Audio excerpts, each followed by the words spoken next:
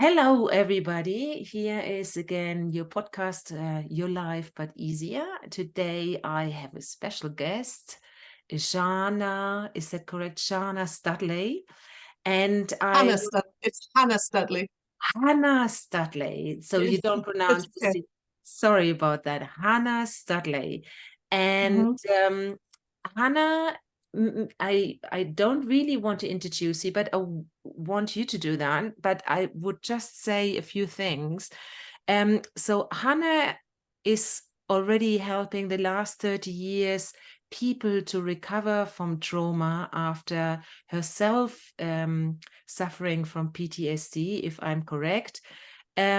She also used to work in Hollywood doing special effects and also won with her team um, an award, the Academy Award for special effects for the film Babe.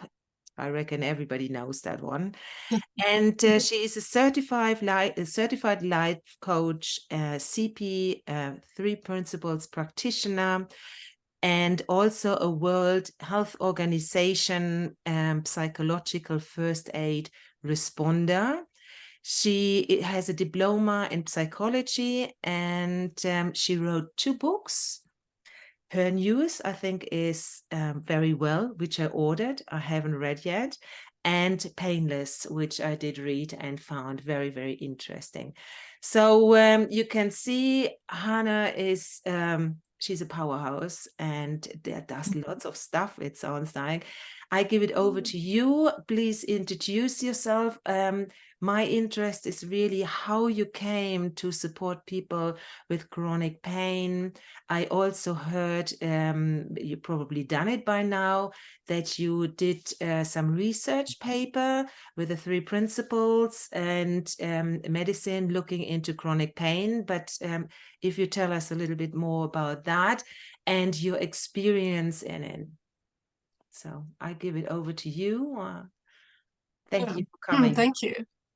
Yeah, thank you so much. So yeah, I had chronic pain for 25 years.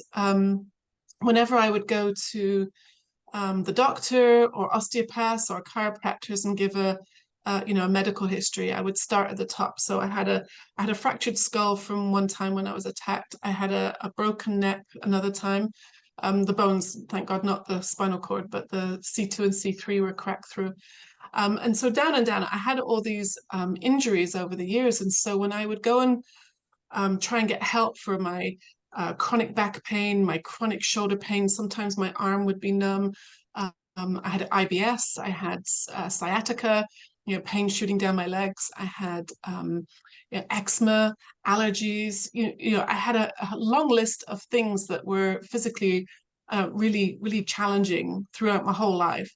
And the doctors would tell me, oh, it's because you have all these injuries. And because I'm not a doctor and I didn't know any better, I thought, oh, okay. So I presumed that that would be the way it was going to be for the rest of my life. And I kind of would have these pain flare ups, especially with my back and my legs. About every 6 weeks, I would have these terrible pain flare ups. I'd be lying on the floor for 2 or 3 days. I'd have to crawl to the chiropractor who hopefully would crack me back into, some kind of stand me up straight because I would be curved and bent forward. I couldn't even stand up straight. I was even paralyzed a few times, taken from work and taken to the emergency room because I couldn't move my body from my chest down. It was absolute agony on a regular basis. And with all the other physical things as well.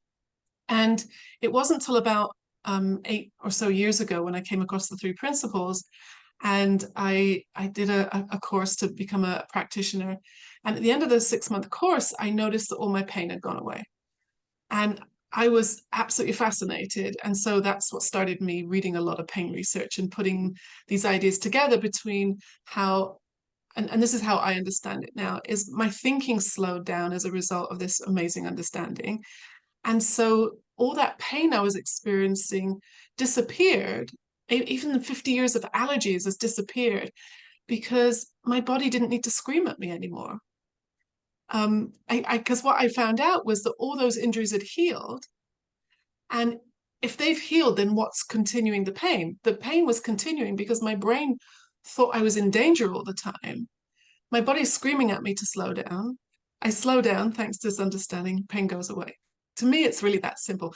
Obviously, not everybody experiences it that way. I mean, in terms of the relief, but I've been helping people ever since now, to try and point them to their well-being and to see that this is how it works. And many people have gotten better. It's been amazing.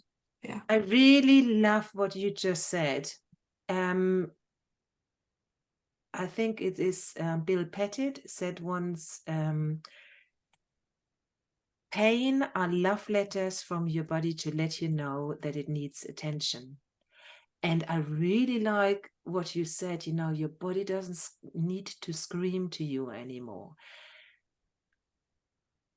And your mind is more quiet, and it gets more compassionate. Your physical being gets more compassionate and more love, more understanding. And through that, you don't need to have that reaction anymore. My knowledge, Mm-hmm. my knowledge I'm having is, so when people, for example, compare that with when you're stressed. I used to be in the past, before I came to this understanding, I used to be stressed. My mind was busy. I was overthinking, and when I drove in the car, I sometimes felt like real tension in the shoulders, in the neck, and I needed to go for massage quite often. And I found, since I'm having this understanding, I feel so much more relaxed. And I remember years back, I think I just came to this understanding. I sat in the car and I suddenly thought, oh, I'm really relaxed here. And I think that's what everybody notice, what stress can do, like give a physical response with our muscles. But when you think, when that is already topic, but what it does on a cellular level, and when you give that love and attention, and your body doesn't need to scream and scream and scream anymore, and you don't listen, you just continue with your life and continue with your life. So on a cellular level, it reacts as well. And so all your cells, they can function and do support you in a way that they actually build to, and that is always to support you, not to sabotage you, but to support you. So I really, really like that, what you just said.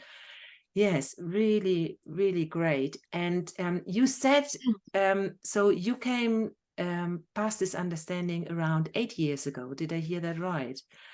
And Yes. Yeah. before that, you were working with clients already to support them because you had this PTSD, and you were already supporting them to get better. But you did that through, I heard you saying once as well, you need to do that, you need to go outside, you need to, I mean, that's what's written down as well. You need to do go for walks, you need to do exercise, you need to Mm-hmm. calm your mind, you need to Mm-hmm. be less stressed, and there is a lot of doing involved. And so what's the difference to how you go about it today, through having the knowledge of the three principles, bringing that in, looking from the inside out rather than looking from the outside in? What changed? Yeah, that's a great question. So you're right. Beforehand, I've been coaching people for 30 years, and I got very skilled at lots of techniques that I would give my clients. Expressive writing and meditations and gratitude lists and all kinds of breathing techniques and and I always want to say there's nothing wrong with any of those things. I mean, I love writing, and because I know I write books. I have 3 books out now, and I'm in the middle of doing 4 and 5. Oh my And God, you're amazing. I thank look you, forward to reading them. thank you. And breathing is always good, right?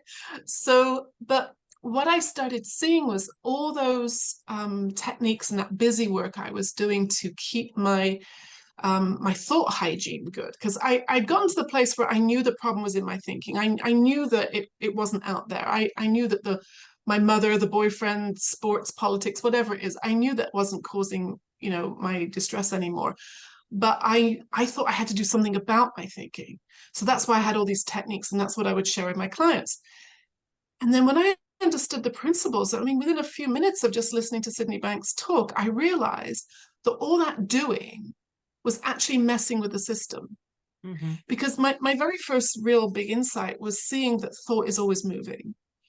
Thought is a spiritual energy. And this is where I start moving my hands around because I have no idea what spiritual energy really is or what it means. But what I do know is it constantly moves. The nature of thought is to keep moving. So every thought we've ever had, good, bad, and indifferent, has moved through our minds. Every broken heart, every frustration, every creative, inspiration has moved through. So once I started seeing that thought is always moving, all those techniques were kind of like dragging the train back into the station to work out how to make it leave. Mm-hmm. Right. Well, it already left. So if I'm trying to train, Yeah. control, manage, do anything with my thinking, I'm actually messing with the system. And I think if you put that on top of the original overthinking and prolonged stressful thinking, and now we're controlling and managing our thinking, that's why my body was screaming at me, because it just needed to slow down. It needed less thinking, not better thinking. Mm. Right? So, so as I started to understand the mechanism of how it works, how thought is always moving, and if you combine that with understanding consciousness, that consciousness is always going up and down, it's normal and natural to have moods. Everybody's mood changes throughout the day. Before, mine used to change from extremes, and now they just change, like a mild wave. Um, and then what I started to see was that in the past, had I all that writing I was doing about my traumas and my tragedies and broken hearts, from the past, if I do that from a low mood, it's going to be a disaster. And one of my favorite Sydney Banks quotes is that if you go back into the past from a low mood, it's psychological suicide. Mm-hmm. Now, that can sound a bit dramatic to people who are new to the principles, but if you think about it, if you're in a low mood, if you're miserable, and then you start remembering lots of other painful things, it's just going to pile on the misery. It's going to pile it on, and we're going to get lower and lower and lower. And then my perspective when I'm lower is even more scary and dark, and our brains are just going to think we're in absolute danger. Then comes the pain, right? To wake us up. And yeah, Dr. Bill, who's my mentor and friend, yes, he loves to say that they are love letters. I don't know if I have the nerve to say that to someone who's in absolute No, agony. absolutely. So Yeah. I, right. Um, so I just talk about it being a signal. It really is a signal to get our attention. So I can talk about my past now. Like, I can go into graphic detail about some of the terrible things that happened to me and all that trauma and violence. But if I do it from a better state of mind, I can tell it with honesty and with understanding, even compassion for myself and even for the men that hurt me. Because now this is a tough one, but I really believe they were doing the best they could with the thinking they had in the moment. Mm-hmm. And for some reason, that made sense to them to hurt a woman walking down the street, Mm-hmm. right? So it's not an excuse, it's an explanation. It explains why people can behave quite badly. It's because their thinking is down here in the toilet, right? And whatever they're doing makes sense to them from that level. Mm-hmm. So as my understanding got better, I realized I didn't need to use all those techniques and methods anymore because every thought I've ever had has moved on. Pain was only coming to me to get my attention. And it can still happen now. I mean, my shoulders can still get tight. I'm living in Jerusalem now where I'm living in a war zone. My shoulders have been a little bit tight the last couple of weeks, and it's okay. I'm not scared of it. It's just letting me know where my thinking is, and it's okay. Mm-hmm. So yeah, it's like I don't use any of those techniques anymore because I don't need to. Mm-hmm. So what do you say? So a friend of mine comes to mind who has chronic pain, and I think if I would, if she would hear that, she would say, "But I give it all my attention. I'm sitting at home. I'm not doing anything. I'm giving it Right. all the intention." What would you say to someone like that?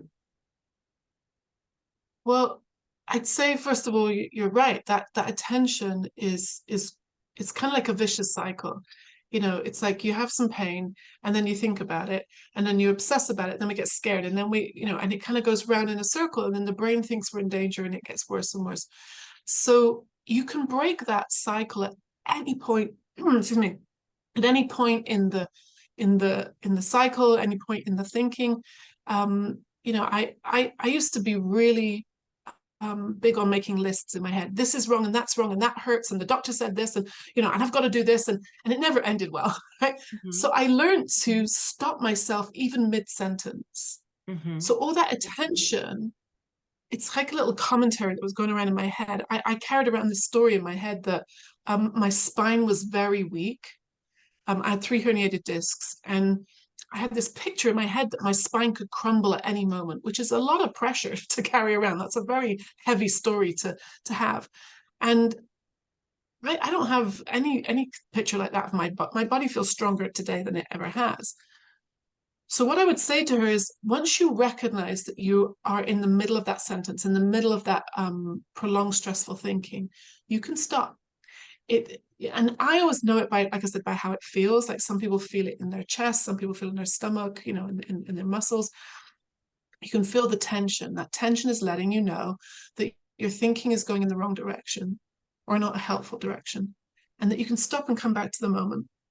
So the other thing I would say is that when someone is in a pain flare up, when you're in absolute agony, like, I've had moments where I've screamed out because my muscles have gone into a spasm. I know how bad that is. That's maybe not the time to be like, researching and working things out. That's the time to be nice to yourself. If someone's in a panic attack, if they're in a pain flare up, just be nice to yourself. Be kind. You know, I think if our friends talk to us like we talk to ourselves in our heads, sometimes we wouldn't put up with it, right? And yet we talk to ourselves in some really horrible, awful ways, whether it's, you made a mistake, you messed up, or whether it's we're reliving past, painful memories, or how things didn't work out and it's never going to work out. Oh, can you hear that quality of thinking? Mm. So as soon as I become awake to it, I can stop. So what we're pointing to is how to not end up in such a pain flare up, how to not end up in a panic attack. We want to see this stuff coming before it gets to such a point where all the alarm bells are going off. So if I catch it beforehand, then it doesn't escalate into one of those pain flare ups. But if you're in a Absolutely. pain flare up, just be nice to yourself. It's going to pass. If you can relax enough, the muscles will relax and you will come back to some kind of place where you can see some truth about this. Mm. Mm. Yeah, really true. Really true.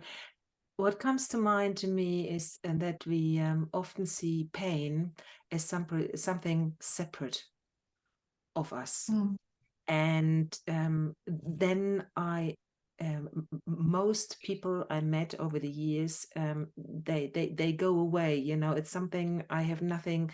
It's not connected to me. And I go away from that pain. But what I mm, find when I explain that pain in a different way, and I say, go in the pain, breathe into it, and be gentle to it, mhm. be loving to it, and then actually it starts to melt like butter. It melts away. Yeah, And I yeah. have to experience myself. And recently I had, when I did exercise, I had a pain, and you would call it, you would give it a name, and that's what we like to do. So we have a pain, and then we give it a name, we give it a label.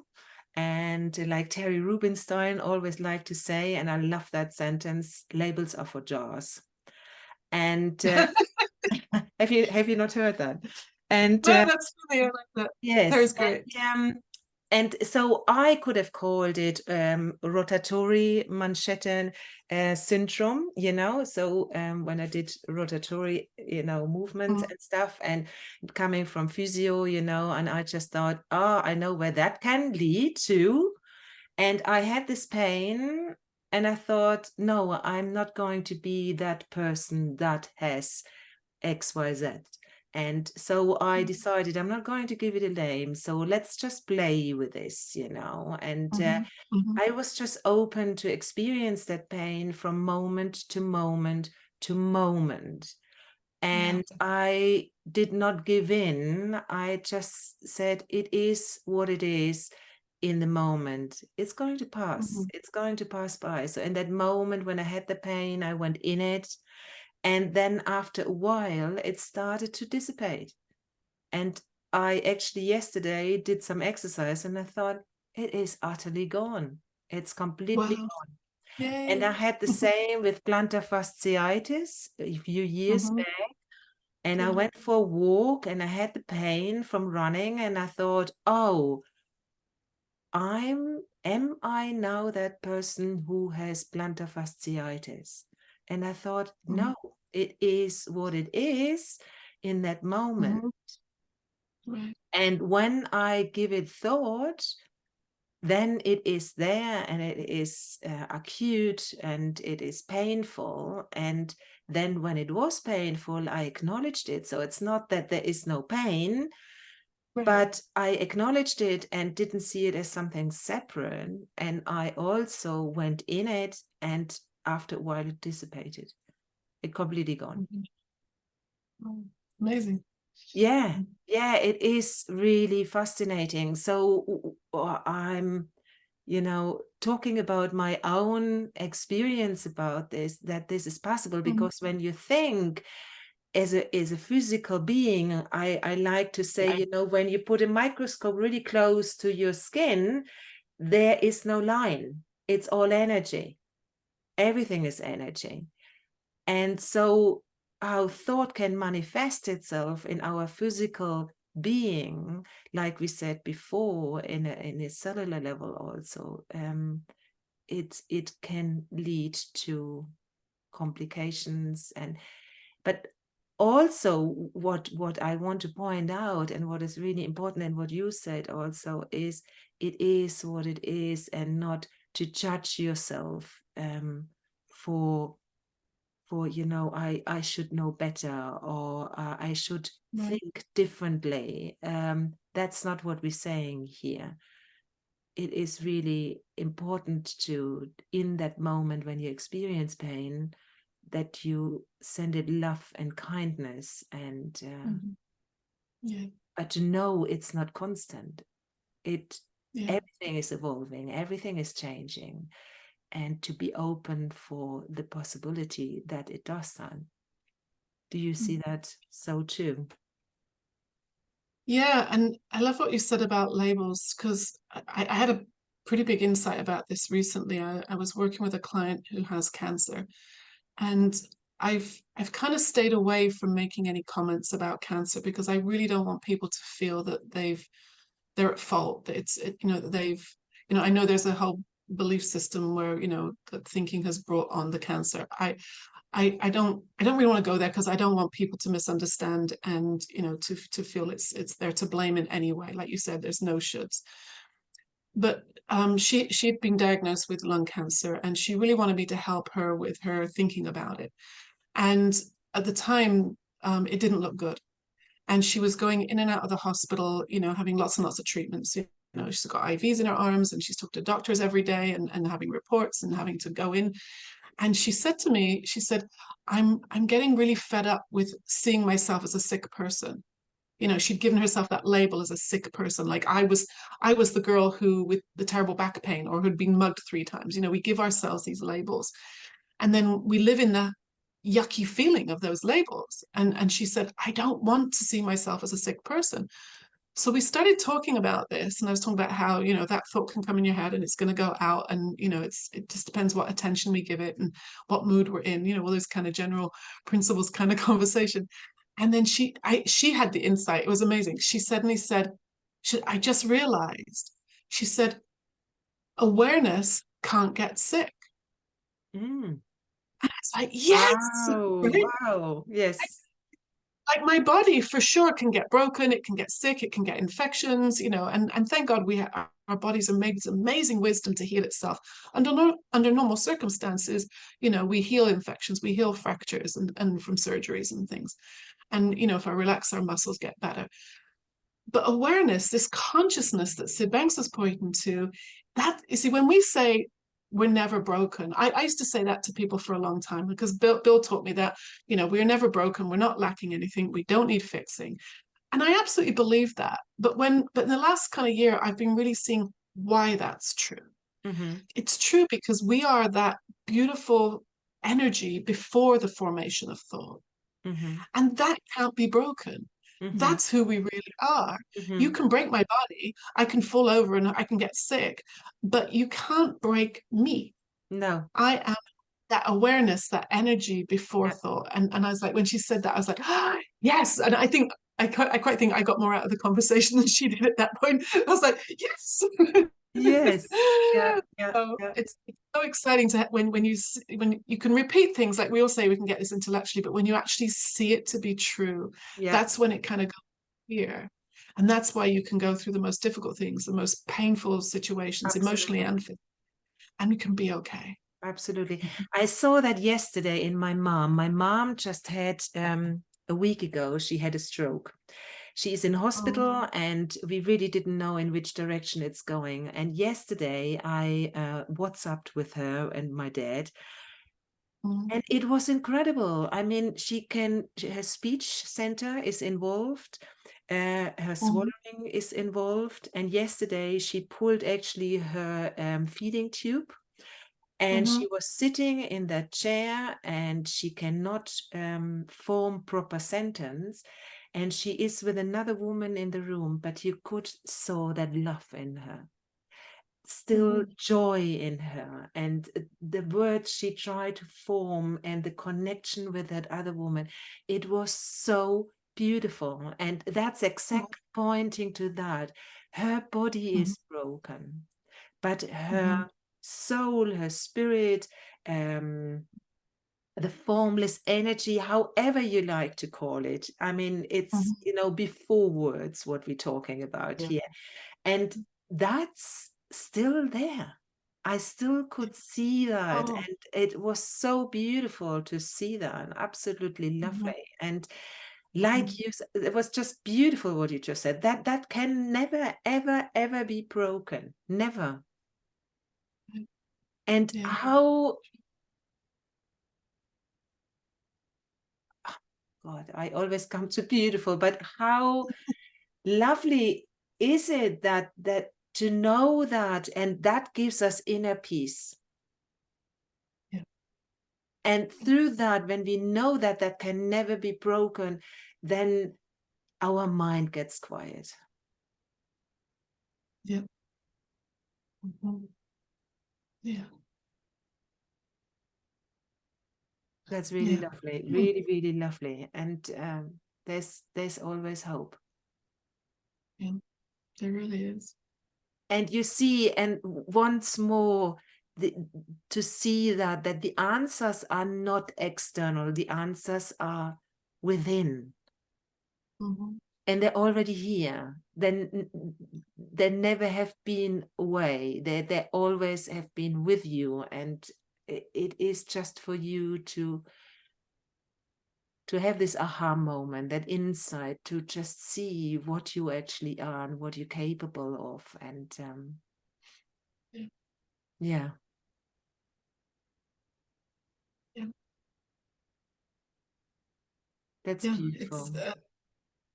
yeah, it's like I feel such a peace right now. I feel like I don't even have to say anything. Like you just No. when it lands and you can be in the most difficult situations and you know you're going to be okay. That is priceless. It really is.